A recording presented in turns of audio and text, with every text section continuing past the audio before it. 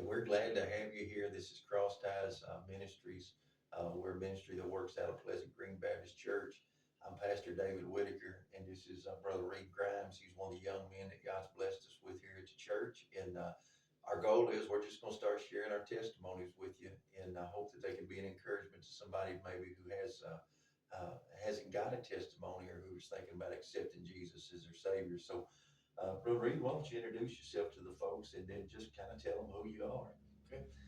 Like you said, my name is Reed Grimes. I grew up in Simpsonia, Kentucky.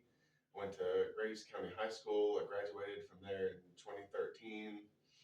Um, there I was involved in football and track and field. And then eventually got into bowling, which is one of my favorite passions now, has been for a while. And basically I got away from God for many years, and now I'm finally back where I belong. All right. Well, I want to start out kind of like you give them a quick synopsis there, but at the beginning, tell us a little bit about your family, brothers, sisters, mom, dad, how you were raised up, that kind of stuff. Were you involved with church growing up and that kind of things? Okay. I got one brother, brother Reagan Grimes. He's a preacher at Second Baptist in Princeton, Kentucky. And growing up, our parents were kind of strict, but it was for the best because they were great parents. Uh, me and Reagan didn't mess up a whole lot because, well, we knew it wasn't exactly going to be pretty if we did, because we'd definitely get disciplined. Um, but growing up in the church, it was nice being there every Sunday, but uh, back then I didn't really understand what it meant to be a Christian. So I was kind of just going to church because it's where the rest of my family was going. Let me just ask you this kind of off the cuff, Reed. So you went to church, it sounded like probably most of your life then as a kid. Mm. You probably went to Sunday school, small groups of some type, went to VBSs, different things I assume that went on there. So one of the things that I want to get maybe get out there, and the ideal is that it's entirely possible to be brought up in church and to know who Jesus is and not know Jesus as your Savior. And so I work a lot with young men. I'm, of course, bivocational, as you know, and I'm around young men a lot. And I run into that a lot. Young men that after we get to talking and we start talking about Jesus, they come around to the point they say, hey, I've been in the church all my life, but I never knew that Jesus did what he did for me. And it was, for me personally. So I think that's a good point that you bring up. So Mayfield, I'm a little bit familiar with Mayfield. A lot of the folks out there maybe aren't. Mayfield is a pretty rural type town. Yes. Grew up in an area where there was a lot of farming, just good down to earth, hardworking people in that area. It's also a town that some of you may know was kind of famous for Bible college for a lot of years. I think it's closed down now, but during the time you were growing up, Mid-Continent Bible College would have been there.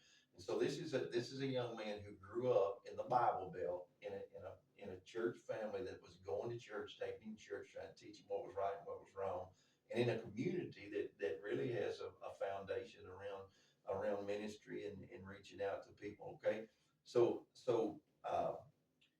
early childhood, football, sports, athletics, just kind of all American type kid then. All right. So nothing unusual about Reed. Reed is like in West Kentucky, like Reed's everybody's guy. That's what all of us do. So uh, at some point you got ready to go off to college. Is that right? Yes. Okay. And where did you end up? And kind of tell us about what went on those early years as you was out there on your own. Well, I went to Lindsey Wilson College. Started going there in the fall of 2013.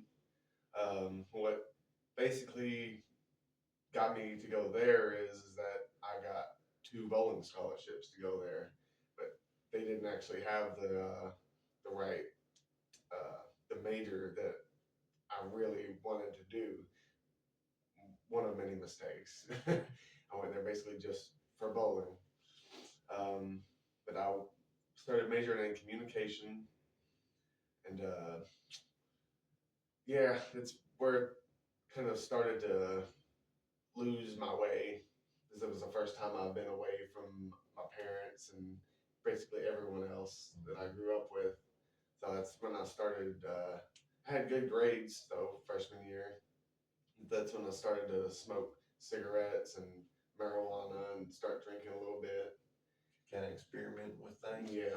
Let me ask you this, and correct me if I'm wrong, but Lindsey Wilson College is a Christian faith-based type college. Is that correct? Yes. And am I correct in thinking that's a Methodist Mhm. college? Okay, so this is a young man that was brought up in a Christian home, and I'm not saying this to say anything bad about Reed because it's something we see a lot and we hear a lot about. Brought up in a Christian home, went to what would seem to be the right school for a young Christian man to go to, and as far as that it's a Christian faith based school, and got there and just do you feel like it was pressure? Do you feel like it was just the freedom and you didn't know how to handle it, or what was you dealing with?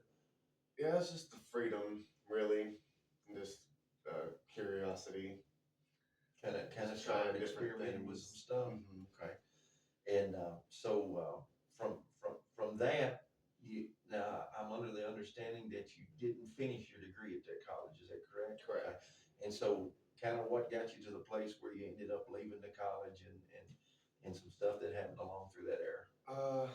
Well, um, that happened in 2014, where both my parents passed away on the same day, and so after that, I just got real depressed. And since I was already doing these things like smoking cigarettes and some drinking of marijuana, that kind of just went to that to cope with those feelings. So in the situation that you were in, you lost your. I assume it was pretty sudden that you lost your parents. It wasn't like a long-term illness. It was something that happened. Okay. Mhm.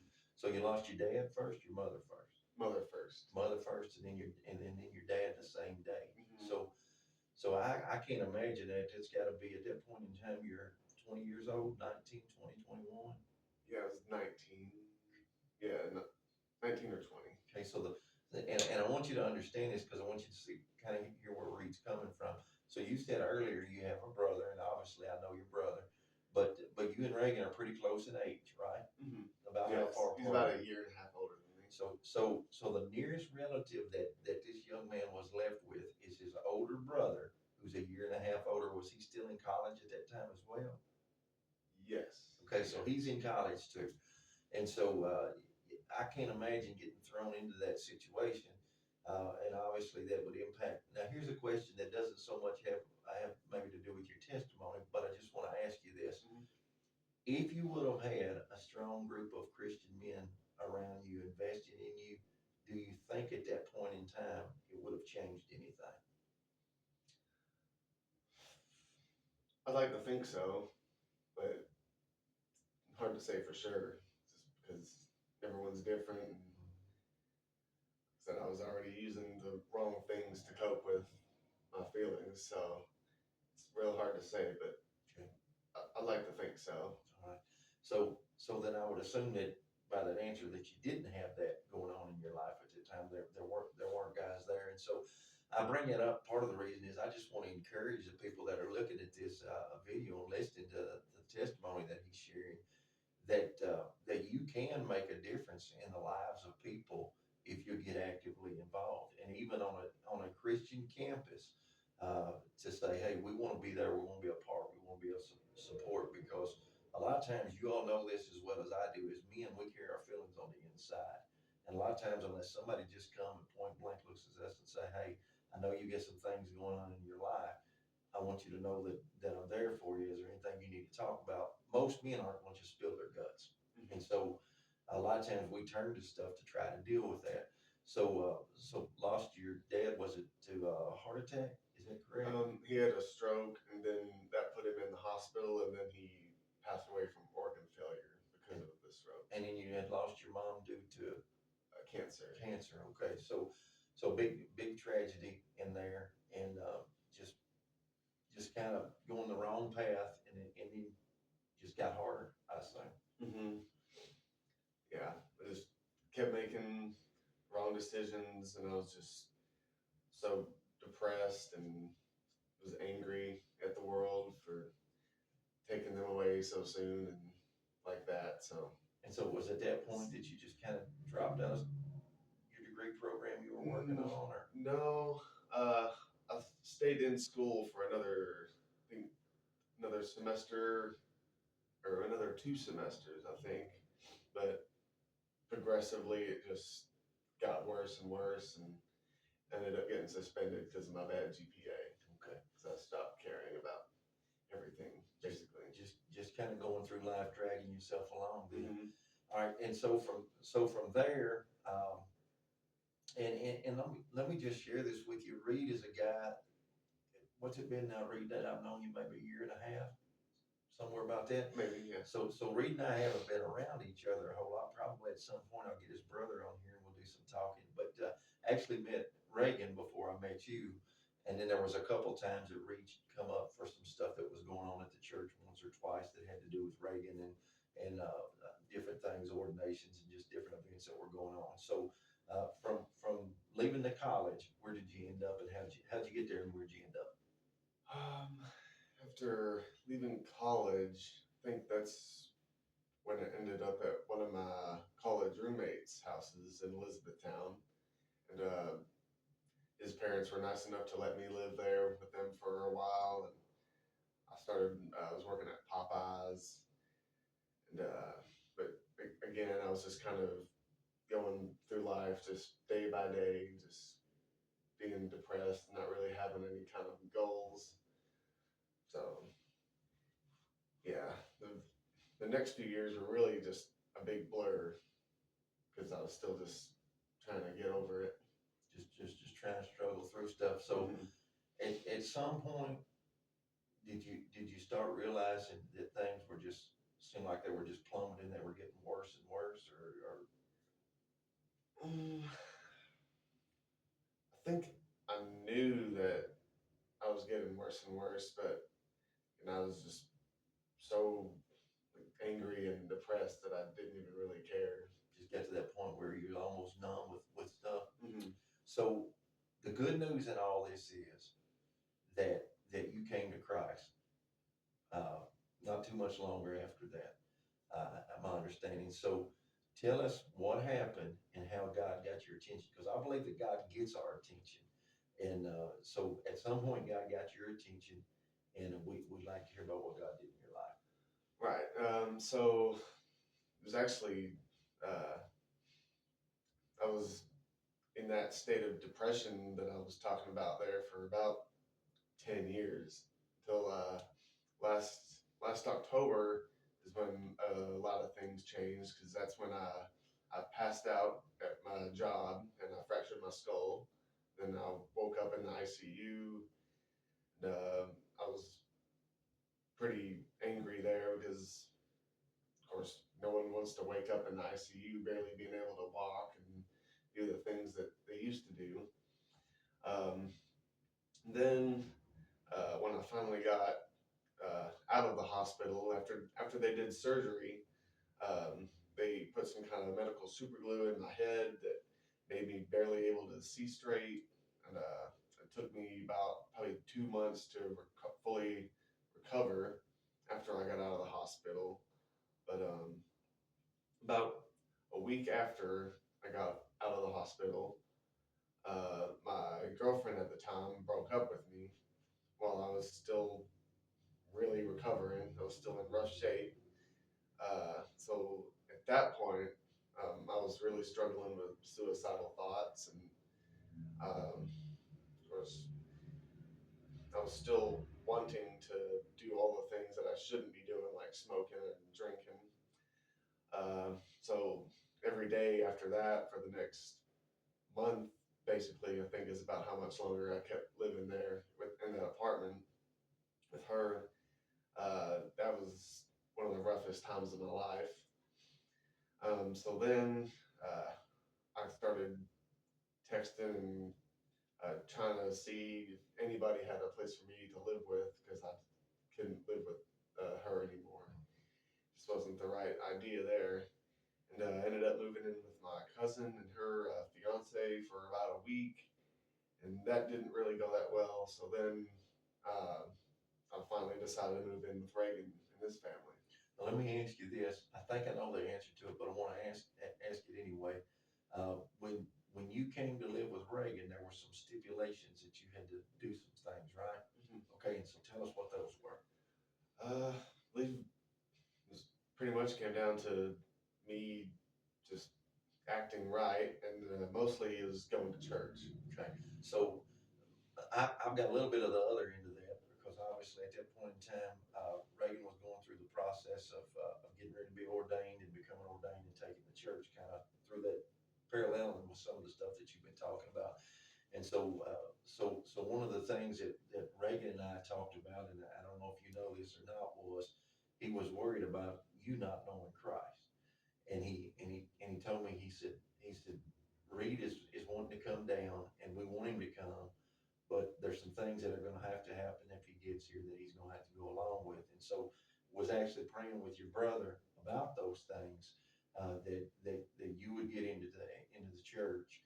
And I told Reagan, I said, look, this may be something that's pretty hard, but if you'll stick to this, you may be the very guy who helps your brother come to realize that he needs Jesus, and he may walk that aisle someday at your church and get saved. You maybe end up baptizing your own brother. And I said, that's pretty neat because I baptized my own brother when he came to Christ. And so at some point in time, how the Lord get a hold of you, how to use all this, and what happened. Just tell us that story. So while I'm thinking of it, it's kind of funny, but also kind of sad. I remember after I got out of the hospital and me and my ex went to her grandparents' house to eat dinner.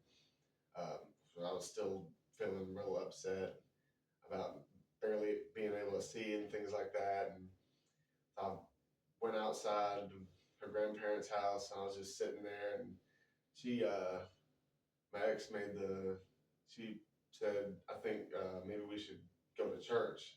And me being stubborn and mean, even, I said, oh yeah, like that'll fix everything. So you weren't looking for Jesus. Jesus was looking for you then. Okay. Right. Yeah, it's really ironic, of course, because that is what I needed. Absolutely. So, yeah, I remember one day after I started working at WBW Engineering for like, I was training there. Reagan was teaching me how to use AutoCAD and things like that so I could do the job. And I remember him talking to me one time after we left work, and he was asking me about, God and what my thoughts on it were and everything. And I told him that I didn't know what I believed in.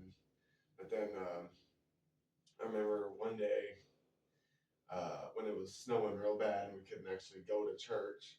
Well, we were watching the Church of, I think they're called 1122.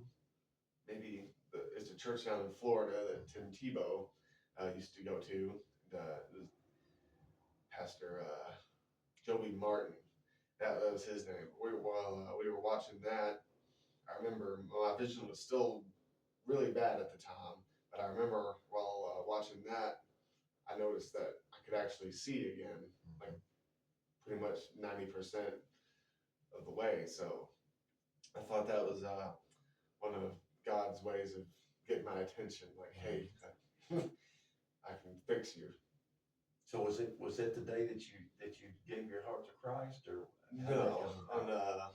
I gave my profession of faith on Valentine's Day. And then were you at church? Did that happen at home? That happened at home one night after I got home from Dollar General. Some random customer that I've never seen again gave me this little, I guess you'd call it a pamphlet of talking about the three crosses on Calvary and how you're always on one of three crosses. And so I read that while I was right at the cash register, and on the back of it, it told me what to say to make my profession of faith. So I took that as a sign that I should do it. And so you, I know I got notified pretty quickly by your brother that that happened after it had happened, and you and him went to church. You made a public profession at the church, and your brother got to baptize you, correct? Yes. So that's pretty neat. Yes. um, when when you give your heart to the Lord, Mhm. how did things change for you? What started to happen after that? I just immediately after I did my profession of faith, I just felt a huge weight off my shoulders, and just everything kind of made more sense to me.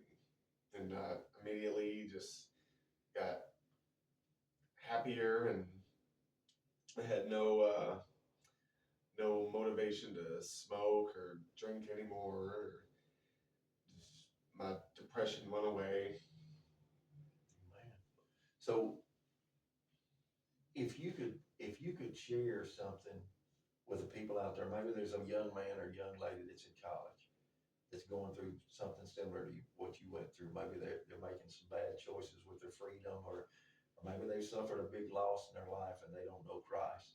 If there's one thing that you would really like to get out there for them to hear, what would you tell I would tell them that if Jesus will save me and he loves me after all the things that I've done, after I've basically ignored him for about 10 years straight, then he'll definitely save you too. And he's always watching over you.